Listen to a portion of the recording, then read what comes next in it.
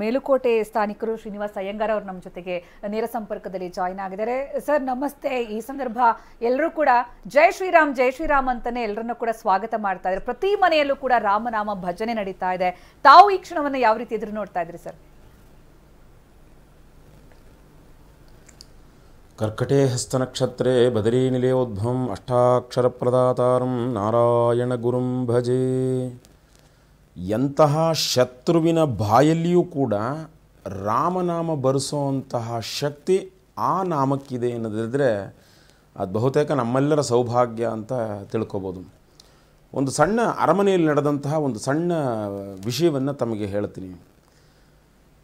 ಈ ದಶರಥ ತನ್ನ ತನ್ನ ಮಕ್ಕಳಿಗೆ ನಾಮಕರಣವನ್ನು ಮಾಡಬೇಕು, ಹೆಸರನ್ನು ಸೂಚಿಸ್ಕೋಬೇಕು, ಹೆಸರನ್ನು ಇರುವಂತಹ ಪಂಡಿತರಲ್ಲಿ ಕೇಳಬೇಕು ಅಂತ ಹೇಳಿ ಒಂದು ಎಲ್ಲರ ಹತ್ರವೂ ವಿಷಯವನ್ನು ಮಂಡಿಸ್ತಾರೆ.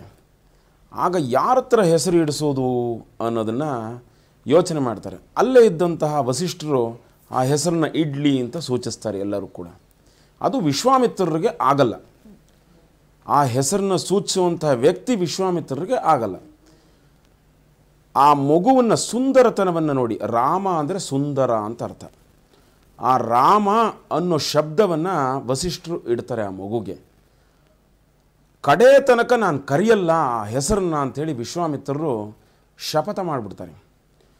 ಆದರೆ ಅವನನ್ನು ವಿದ್ಯಾಭ್ಯಾಸಕ್ಕೆ ಕರ್ಕೊಂಡು ಹೋಗಬೇಕಾದ್ರೆ, ರಾಮ ಮತ್ತು ಲಕ್ಷ್ಮಣನನ್ನು ವಿದ್ಯಾಭ್ಯಾಸಕ್ಕೆ ಕರ್ಕೊಂಡು ಹೋಗಬೇಕಾದ್ರೆ ವಿಶ್ವಾಮಿತ್ರರು ತನಗರಿವಿಲ್ಲದೇನೆ ಕೌಸಲ್ಯ ಸುಪ್ರಜಾರಾಮ ಪೂರ್ವ ಸಂಧ್ಯಾ ಪ್ರವರ್ತತೆ ಅಂತ ಹೇಳ್ತಾರೆ. ಅಂದರೆ ಎಷ್ಟು ಮಟ್ಟಿಗೆ ಅಂತ ಹೇಳಿದರೆ, ಶತ್ರುವಿಗೂ ಕೂಡ ಶತ್ರು ತಾ ಹೆಸರನ್ನು ಹೇಳೋದಿಲ್ಲ ಅನ್ನುವಂತಹ ಶತ್ರುವು ಕೂಡ ಆ ಹೆಸರನ್ನು ಹೇಳೋಷ್ಟು ಅವನಿಗೆ ಬುದ್ಧಿಯನ್ನು ಕೊಡ್ತಾನೆ ಅಂತ ಹೇಳಿದ್ರೆ ಅದಕ್ಕಿಂತ ಮತ್ತೊಂದು ಇಲ್ಲ ಅನ್ನೋದು ಆ ರಾಮನಾಮದಿಂದ ತಿಳಿಯುವಂಥ ಒಂದು ಶಬ್ದ. ಇನ್ನು ಎರಡನೇದು, ಯಾರೆಲ್ಲ ರಾಮ ಅದು ವಿರೋಧಿಯಾಗಲಿ ಅಥವಾ ಪರವಾಗಿರಲಿ ಎಲ್ಲರೂ ಕೂಡ ರಾಮನಾಮ ಶಬ್ದವನ್ನು ಯಾಕೆ ಹೇಳ್ತಾರೆ ಅಂತ ಹೇಳಿದ್ರೆ, ಬಹುತೇಕ ಭಾರತದಲ್ಲಿ ಪೂರ್ಣಾವತಾರವನ್ನು ಒಬ್ಬ ದೇವನಿಗೆ ಕೊಡ್ತಾರೆ ಅಂತ ಹೇಳಿದ್ರೆ ಅದು ರಾಮ ಮತ್ತು ಕೃಷ್ಣ. ಬೇರೆ ಎಲ್ಲ ಅವತಾರಗಳು ಕೂಡ ಪೂರ್ಣಾವತಾರವಲ್ಲ. ಆದರೆ ರಾಮ ಮತ್ತು ಕೃಷ್ಣರು ಪೂರ್ಣಾವತಾರದಿಂದ ಕೂಡಿದವರು. ಆಮೇಲೆ ಮತ್ತೊಂದು ದೊಡ್ಡ ವಿಶೇಷ ಏನು ಅಂತ ಹೇಳಿದ್ರೆ, ರಾಮ ಯಾವ ಸಂದೇಶವನ್ನೂ ನಿಮಗೆ ಕೊಡಲಿಲ್ಲ. ರಾಮ ತನ್ನ ಜೀವನವನ್ನೇ ಸಂದೇಶವನ್ನಾಗಿ ನಮಗೆ ಕೊಟ್ಬಿಟ್ಟ. ಆದರೆ ಕೃಷ್ಣ ಅದನ್ನು ಅರಿತು, ಅಂದರೆ ನಾ ಸಂದೇಶವನ್ನು ಓದು ಜನ್ಮದಲ್ಲಿ ಕೊಟ್ಟಿದ್ದೆ ಆದರೆ ತಗೊಳ್ಳಿಲ್ಲ, ಹಾಗಾಗಿ ತಿದ್ದಿ ಮತ್ತೆ ಹೇಳಬೇಕು ಅನ್ನೋದನ್ನು ಕೃಷ್ಣ ಭಗವದ್ಗೀತೆಯಲ್ಲಿ ಹೇಳ್ದ. ಹಾಗಾಗಿಯೇ ನಮ್ಮಲ್ಲಿ ಏನಂತ ಹೇಳಿದ್ರೆ, ರಾಮನಿಗಿರುವಂತಹ ವಿಶೇಷ ಗುಣಗಳು ಮತ್ಯಾವ ದೇವರಿಗೂ ಇಲ್ಲ. ಅದಕ್ಕಾಗಿಯೇ ಆ ರಾಮನನ್ನು ದೇವರು ಅಂತ ಕರಿತೀವಿ. 16 ಗುಣಗಳನ್ನು ಹೊಂದಿರತಕ್ಕಂತಹ ಒಬ್ಬ ವ್ಯಕ್ತಿಯನ್ನು ಮಾತ್ರ ನಾವು ದೇವರು ಅಂತ ಪರಿಗಣಿಸ್ತೀವಿ. ಅದು ಶಾಸ್ತ್ರಗಳಲ್ಲಿ ಹೇಳಿರೋ ಪ್ರಕಾರ. ಭಗವಂತ ಮೇಲಿಂದನೇ ಒಂದು ಆಶೀರ್ವಾದವನ್ನು ಮಾಡಿ ನಮಗೆಲ್ಲರಿಗೂ ರಕ್ಷಣೆಯನ್ನು ಕೊಡ್ಬೋದು. ಆದರೂ ಯಾಕೆ ಇಲ್ಲಿ ಬಂದು ಅವತಾರವನ್ನು ತಗೊಂಡು ಆ ಸಂದೇಶವನ್ನು ಕೊಟ್ಟು ಜಾಗೃತಿಯನ್ನು ಉಂಟು ಮಾಡ್ತಾನೆ ಅಂತ ಹೇಳಿದ್ರೆ, ಧರ್ಮ ಜಾಗೃತಿ ಯಾಕೆ ಬರಬೇಕು ಅಂತ ಹೇಳಿದ್ರೆ, ಬೇರೆಯವರಿಗೆ ಕಷ್ಟವನ್ನು ಕೊಡಬಾರ್ದು, ಬೇರೆಯವರನ್ನ ತನ್ನಂತೆಯೇ ಕಾಣಬೇಕು, ಇದೆಲ್ಲ ಅವನ ಸಂದೇಶ. ಹಾಗಾಗಿಯೇ ಈ ಕಲ್ಲಿನಲ್ಲಿ ಮತ್ತು ಈ ಮಣ್ಣಿನಲ್ಲೇ ಭಗವಂತ ಆ ಅಪ್ರಾಕೃತಿಕವಾದಂಥ ಭಗವಂತ ಪ್ರಾಕೃತಿಯಲ್ಲಿ ಬಂದು ನಮಗೆ ಆ ಸಂದೇಶವನ್ನು ಕೊಡ್ತಾನೆ ಅಂತ ಹೇಳಿದ್ರೆ ಅದು ಬಹಳ ದೊಡ್ಡ ವಿಷಯ ಅಂತ ನಾವು ಭಾವಿಸ್ಬೋದು. ಎಸ್ ಶ್ರೀನಿವಾಸನವರೇ, ನೀವು ಹಾಗೆ ನೀವು ಸಂಪರ್ಕದಲ್ಲಿ ರೀ. ಇನ್ನಷ್ಟು ನಾವು ನಿಮ್ಮ ಜೊತೆಗೆ ಚರ್ಚೆ ಮಾಡ್ತೀವಿ. ರಾಮ ಅನ್ನೋ ಹೆಸರೇ ಸುಂದರ. ಅದು ಹೇಳ್ತಾ ಇದ್ರಿ ಏನಂದರೆ ಅವನ ಜೀವನವೇ ಒಂದು ಪಾಠ ನಮಗೆ ಅಂತ, ಅದೇ ಒಂದು ಮಾರ್ಗದರ್ಶನ. ಹೀಗಾಗಿನೇ ಭಾಳ ಅದ್ಭುತವಾದಂಥ ಮಾತಿದೆ, ರಾಮ ನಡೆದಂತೆ ನಡೆ, ಕೃಷ್ಣ ನುಡಿದಂತೆ ನಡೆ ಅನ್ನುವಂಥ ಮಾತು. ಇದೆಲ್ಲದರ ಜೊತೆಗೆ ಕಣ್ಣನ ಮಾಮ ಏನು ಹೇಳ್ತಾರೆ ಕೇಳೋಣ. ಕಣ್ಣನ ಮಾಮ ತಾವು ಕೇಳ್ತಾ ಇದ್ರಿ ಶ್ರೀನಿವಾಸರು ಹೇಳ್ತಿದ್ದಂಥ ಮಾತು, ರಾಮ ಅನ್ನುವಂಥ ಹೆಸರೇ ಸುಂದರ, ಆದರೆ ಅವನ ಗುಣ ಅವನನ್ನು ಇನ್ನಷ್ಟು ಸುಂದರನಾಗಿ ಮಾಡ್ತು ಅಂತ. ಯಾಕೆ ಇವತ್ತು ಶತಶತಮಾನಗಳಿಂದ ನಾವು ಹೋರಾಟ ಮಾಡ್ಕೊಂಡು ಒಂದು ಮಂದಿರ ಬೇಕು ಅಂತ ಹೋರಾಟ ಮಾಡಿದ್ವಿ.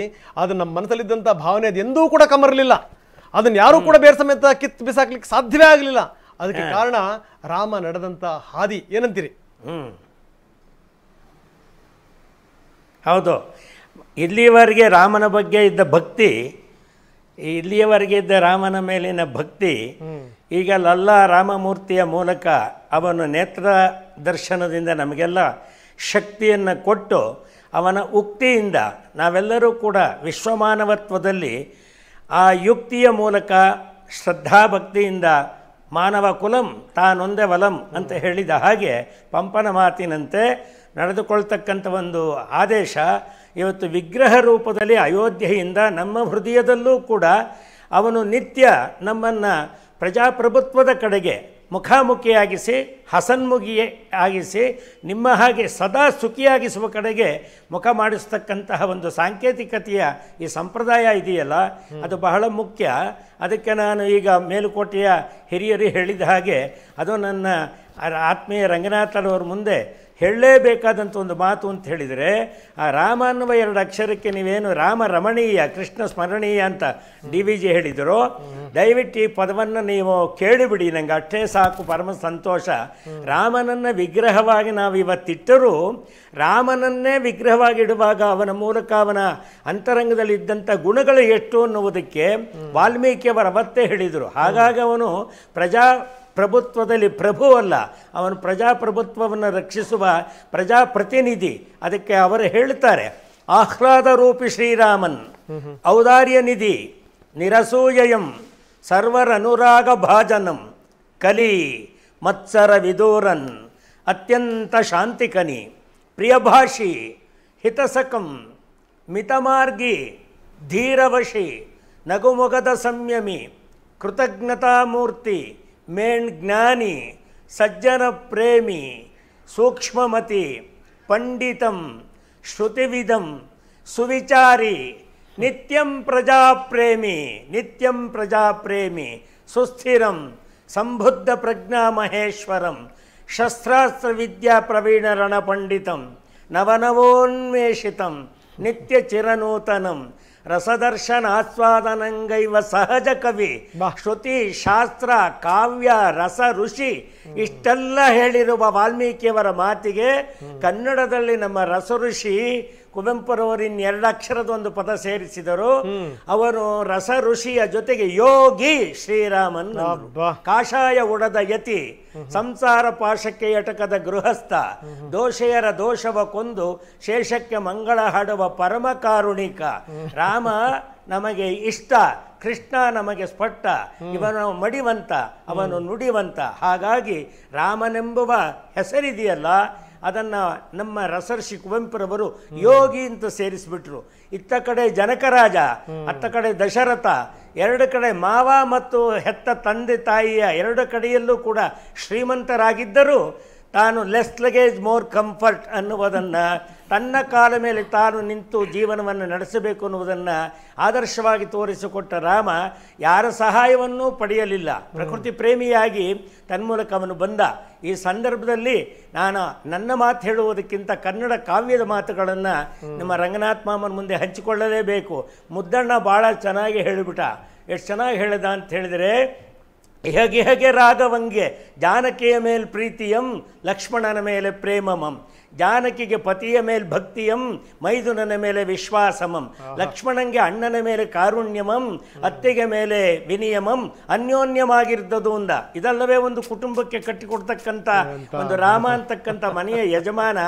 ನಾನು ಯಜಮಾನನಲ್ಲ, ಇಲ್ಲಿಯ ಯಜ್ಞ ಯಾಗಾದಿಗಳ ಮೂಲಕ ಜನರ ಮನಸ್ಸನ್ನು ಸಂತುಷ್ಟಿಯಿಂದ ಸಂತೃಪ್ತಿಯಿಂದ ಸಮಾಧಾನದಿಂದ ನೋಡಿಕೊಳ್ಳುವ ಹಾಗೆ ನಡೆದುಕೊಳ್ಳುವ ನನ್ನ ಹಾದಿಗೆ ವಿಶ್ವಕ್ಕೆ ಮಿತ್ರನಾಗುವ ಹಾಗೆ ನನಗೆ ವಿಶ್ವಾಮಿತ್ರರು ಅನುಗ್ರಹಿಸಿದ ಮಾತು ಅಂತ ರಾಮ ಹೇಳಿದನಲ್ಲ. ಅಂತ ಮಾತುಗಳೆಲ್ಲ ಇವತ್ತು ಬುಧಬುಧನೆ ಆ ಹೃದಯದೊಳಗಿಂದ ಉಕ್ಕಿ ಬರುತ್ತೆ. ಆ ದೃಷ್ಟಿಯಲ್ಲಿ ನಿಮ್ಮಲ್ಲಿ ನಾನು ಇನ್ನೊಂದು ಪ್ರಾರ್ಥನೆ ಮಾಡ್ತೀನಿ. ನಮ್ಮ ಅರುಣ್ ಏನು ವಿಗ್ರಹ ರೂಪದಲ್ಲಿ ಕಳೆದು ನಿಲ್ಲಿಸಿದ ಅಂತ ಹೇಳ್ತಾರೋ, ಅದರ ಮುಖಗಳನ್ನು ನೋಡುವಾಗ ಮುಖಾರವಿಂದಕ್ಕೆ DVG ಅವರ ಮಾತು ದಯಮಾಡಿ ನೀವೇ ಇದನ್ನು ಕೇಳಿ. ರಾಮನೆಲ್ಲರ ತಂದೆ ಅಂದರು. ಅದಕ್ಕೆ ಮುಂಚೆ ನೋಡು ಶ್ರೀರಾಮನನು. ಇವತ್ತಿನಿಂದ ಅಯೋಧ್ಯೆಯಲ್ಲಿ ಅವನು ಪ್ರತಿಷ್ಠಾಪಿತನಾಗಿ ಪ್ರಾಣ ಪ್ರತಿಷ್ಠಾಪನೆ ಆದ ನಂತರ ನಾವು ಹಾಗೆ ನೋಡಬೇಕು ಅನ್ನುವುದಕ್ಕೆ DVG ಅವತ್ತೇ ಬರೆದರು. ನೋಡು ಶ್ರೀರಾಮನನು ಧೀರ ಗುರುವವನು, ಬೇಡು ನೀನವನ ಪೌರುಷದವರವ, ಏನವನ ಟಿವಿ ಕಡುಗಲಿಯ ರೂಪು ಮಾನಸಂಗಿಂತು ನುಡಿಯುವಂತಿಹದು, ಜಗವೆಲ್ಲ ರಾಮನದು ದೇವನುದ್ಯಾನ, ಸೊಗವನದ ಕಾಗಿಪುದು ಸೇವೆಯ ವಿಧಾನ, ದುಮ್ಮಾನಗಳ ತೊರೆದು ಹುಮ್ಮಸ್ಸಿನಿಂದ ನೆಮ್ಮಿ ಸ್ವಾಮಿಯ ನೀವು ಒಮ್ಮನಸನಿಂದ, ಬದುಕು ಚನ್ನವದನಿಸು ಬಲುಮೆಯಲ್ಲಿ ದುಡಿದು ಮುದವ ನೀಡುತ್ತ ಕೊಳುತ್ತ ನಲುಮೆಯಲ್ಲಿ ನಡೆದು, ರಾಮನೆಲ್ಲರ ತಂದೆ ಜಾನಕಿಯ ತಾಯಿ, ಭೂಮಿಯ ಜನವೆಲ್ಲ ಅಣ್ಣ ತಮ್ಮದಿರು, ಬಿಡು ಹಾಡು ಜಗಳಗಳ, ತೊಡು ಸತ್ಯವ್ರತವ, ತೊರೆ ದುಷ್ಟಕತೆಯ, ಧರ್ಮಕ್ಕೆ ಹೋರಾಡು, ನ್ಯಾಯಕ್ಕೆ ಬಾಗು, ನಲ್ಮೆ ತೋರೆಲ್ಲರಿಗೆ ಪ್ರೀತಿ ಧರೆಗಾಗು, ಎದೆ ತುಂಬಿರಲಿ ರಾಮನ್ ಇಳೆಯವನ ರಾಜ್ಯ, ಬದುಕುವನಳು ಉತ್ಸಾಹ, ಬಾಳವನ ಭೋಜ್ಯ, ಒಂದು ಪೌರುಷದ ಕೈ, ಒಂದು ಧರ್ಮದ ಕೈ, ಒಂದು ಪದ ವಿಜ್ಞಾನ, ಒಂದು ಸೌಜನ್ಯ, ಇಂತನವ ಬೋಲಿಸವ ಮಾರುತಿಯ ಗುರುವು, ಚಿಂತೆಗಳ ಬಿಟ್ಟವನ ದಾರಿಯಲ್ಲಿ ಚರಿಸು, ನಮ್ಮ ಎದೆಯಲ್ಲಿ ರಾಮನ ನಿಲ್ಲಿಸೋ, ಸನುಮತಿಯ ಬೆಳಗು, ಜನುಮ ಸಾರ್ಥಕವೆನಿಸೋ. ನಿಮ್ಮ ಮಾತನ್ನು ಕೇಳ್ತಾ ಇದ್ರೆ ರಾಮ ಎದೆಯಲ್ಲಿ ನಿಂತ್ಕೊಂಡ್ಬಿಡ್ತಾನೆ. ನಿಮ್ಮ ಮಾತನ್ನು ಕೇಳ್ತಾನೆ, ನಿಮ್ಮ ಮಾತಿನ ಸೊಗಸು, ಆ ಸೊಗಡು ನೋಡಿ ಹೆಂಗಿದೆ ಅಂತ. ರಾಮ ನಾಮ ಜಪಿಸಿದ್ರೆ ಯಾವ ಕಷ್ಟವೂ ಕೂಡ ಇರೋದಿಲ್ಲ ಅಂತ ಹಿಂದಿನಿಂದಲೂ ಕೂಡ ಹಿರಿಯರು ಹೇಳ್ತಿದ್ದನ್ನು ನಾವು ಕೇಳ್ತಾ ಬಂದಿದ್ವಿ. ರಾಮ ಮಂತ್ರವ ಜಪಿಸು ಹೇ ಮನುಜ, ಆ ಮಂತ್ರ ಈ ಮಂತ್ರ ಎಂದು ನೀ ಕೆಡಬೇಡ, ಸೋಮಶೇಖರ ತನ್ನ ಭಾಮೆಗೆ ಹೇಳಿದ ಮಂತ್ರ ರಾಮ ಮಂತ್ರವ ಜಪಿಸು. ಖಂಡಿತವಾಗ್ಲಿ ಇವತ್ತು ಇಡೀ ದೇಶವೇ ಆ ರಾಮ ಮಂತ್ರವನ್ನ ಜಪಿಸ್ತಾ ಇದೆ. ಅದಕ್ಕೆ ಕಾರಣ ರಾಮ ಮಂದಿರದ ಲೋಕಾರ್ಪಣೆ, ಹಾಗೆ ರಾಮಲಲ್ಲ ಪ್ರಾಣ ಪ್ರತಿಷ್ಠಾಪನಾ ಕಾರ್ಯಕ್ರಮ. ಇನ್ನು ಈ ಸಂದರ್ಭ ಎಲ್ಲರೂ ಕೂಡ ಸಂಭ್ರಮಿಸುವಂತಹ ಕ್ಷಣ. ಈಗಾಗಲೇ ಇಲ್ಲಿ ಸ್ಟುಡಿಯೋದಲ್ಲಿರುವಂತಹ ಅತಿಥಿಗಳು ಹೇಳ್ತಾ ಇದ್ರು, ಬಹುಶಃ ಯಾರ ಮನೆಯಲ್ಲೂ ಕೂಡ ಹಬ್ಬದ ಸಂದರ್ಭದಲ್ಲೂ ಕೂಡ ಇಂತಹ ವಾತಾವರಣ ಇರ್ತಿರ್ಲಿಲ್ಲ, ಅಷ್ಟರ ಮಟ್ಟಿಗೆ ಸಂಭ್ರಮದ ವಾತಾವರಣ ಪ್ರತಿ ಬೀದಿ ಬೀದಿಯಲ್ಲೂ ಕೂಡ, ಮನೆ ಮನೆಯಲ್ಲೂ ಕೂಡ ಅಂತ. ನಾವು ಹಲವರ ಜೊತೆಗೆ ಮಾತಾಡ್ತಾ ಇದ್ವಿ, ಚಿಂತಕರ ಜೊತೆಗೆ, ಪರಿಣಿತರ ಜೊತೆಗೆ ನಾವು ಮಾತಾಡ್ತಾ ಇದ್ವಿ. ರಾಮನ ಬಗ್ಗೆ ಹಲವು ವಿಚಾರಗಳನ್ನ ಹೇಳ್ತಾ ಇದ್ರು. ಈಗ ವಿಜೇಂದ್ರ ಶರ್ಮಾ ಅವರು, ವಿದ್ಯಾವಿಹಾರ ಕುಲಪತಿಯವರು, ಅವ್ರು ನಮ್ಮ ಜೊತೆಗೆ ನೇರ ಸಂಪರ್ಕದಲ್ಲಿ ಜಾಯಿನ್ ಆಗಿದ್ದಾರೆ. ಈ ರಾಮಲಲ್ಲ ಪ್ರಾಣ ಪ್ರತಿಷ್ಠಾಪನೆಯ ಸಂದರ್ಭ ಎಲ್ಲರೂ ಕೂಡ ಕಣ್ತುಂಬಿಕೊಳ್ಳೋದು, ಆ ಒಂದು ಕ್ಷಣಕ್ಕೋಸ್ಕರ ಕಾಯ್ತಾ ಇರುವಂತಹ ಈ ಸಂದರ್ಭ ಪ್ರತಿಯೊಬ್ಬರ ಮನದಲ್ಲೂ ಕೂಡ.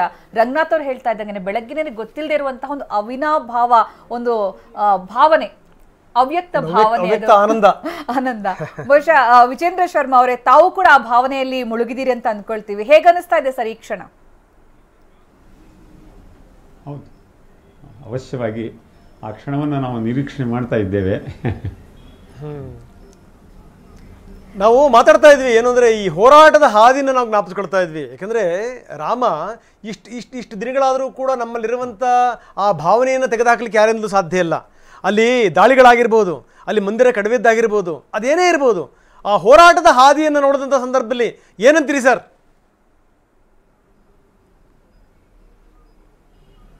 ಹೋರಾಟ ಇದು ಅನಿವಾರ್ಯವಾಗಿದೆ ಜೀವನದಲ್ಲಿ. ಅಸಾರೇ ಖಲು ಸಂಸಾರೇ ಸಾರಮೇಕಂ ನಿರೂಪಿತಂ ಸಮಸ್ತ ಲೋಕನಾಥಸ್ಯ ಸಾರಮಾರಾಧನಂ ಮನೆ. ಸ್ವಂತ ನಮ್ಮ ಸ್ವಾಮಿಯಾದಂತಹ ರಾಮಚಂದ್ರನಿಗೆ, ನಮ್ಮಮ್ಮ ಸೀತಾದೇವಿಗೆ ಹೋರಾಟ ಆಗಿದೆ. ಅದೇ ನಮಗೆ ಆದರ್ಶವಾಗಿದೆ. ಹೋರಾಟದ ನಂತರವೇ ಪ್ರಯತ್ನ ಅಂತೆ ಪರಮೇಶ್ವರ, ಹೋರಾಟದ ನಂತರವೇ ನಮಗೆ ಫಲ ಸಿಕ್ಕುತ್ತೆ ಅನ್ನೋದು ಇದು ದೇವರ ಸೃಷ್ಟಿಯ ನಿಯಮವಾಗಿದೆ. ಆದ್ದರಿಂದ ಈ ಹೋರಾಟದಲ್ಲಿ ನಾವು ಅವಶ್ಯವಾಗಿ ಅದನ್ನು ಸ್ವಾಗತಿಸಬೇಕು. ಎಂತಹ ಪ್ರಸಂಗ ಬಂದರೂ ಕೂಡ ಎದುರಿಸ್ತಕ್ಕಂತಹ ಮತ್ತು ಪ್ರೇರಣೆಯನ್ನು ನಮ್ಮ ಪ್ರಭು ರಾಮಲಲ್ಲ ರಾಮಚಂದ್ರ ಜಗತ್ತಿಗೆ ಸಂದೇಶ ಕೊಟ್ಟಿದ್ದಾನೆ. ಹೋರಾಟ ಇದು ಅತ್ಯವಶ್ಯ, ಇದು ಅನಿವಾರ್ಯ. ಓಕೆ, ನೀವು ಹಾಗೆ ನೀವು ಸಂಪರ್ಕದಲ್ಲಿರಿ. ಇನ್ನಷ್ಟು ನಿಮ್ಮ ಜೊತೆಗೆ ನಾವು ಚರ್ಚೆ ಮಾಡ್ತೀವಿ. ಗುರುರಾಜ್ ಕರ್ಜಗಿ ನಮ್ಮ ಜೊತೆಗೆ ಜಾಯ್ನ್ ಆಗಿದ್ದಾರೆ. ಹಿರಿಯ ಚಿಂತಕರು, ಶಿಕ್ಷಣ ತಜ್ಞರು, ಜೊತೆಗೆ ದೇಶ ವಿದೇಶಗಳಲ್ಲಿ ಹೋಗಿ ಈಗಲೂ ಕೂಡ ಅವರು ಪಾಠ ಮಾಡಿ ಬರ್ತಾರೆ. ನಮ್ಮ ಕನ್ನಡ ನಾಡಿನ ಹೆಮ್ಮೆ ಗುರುರಾಜ್ ಕರ್ಜಗಿ ಅವರು. ಜೊತೆಗೆ ಭ್ರಮರಾಂಬ ಮಹೇಶ್ವರಿ ಅವರು ಕೂಡ ನಮ್ಮ ಜೊತೆಗೆ ಜಾಯ್ನ್ ಆಗಿದ್ದಾರೆ. ಮೊದಲ ಮಹಿಳಾ ಅರ್ಚಕಿ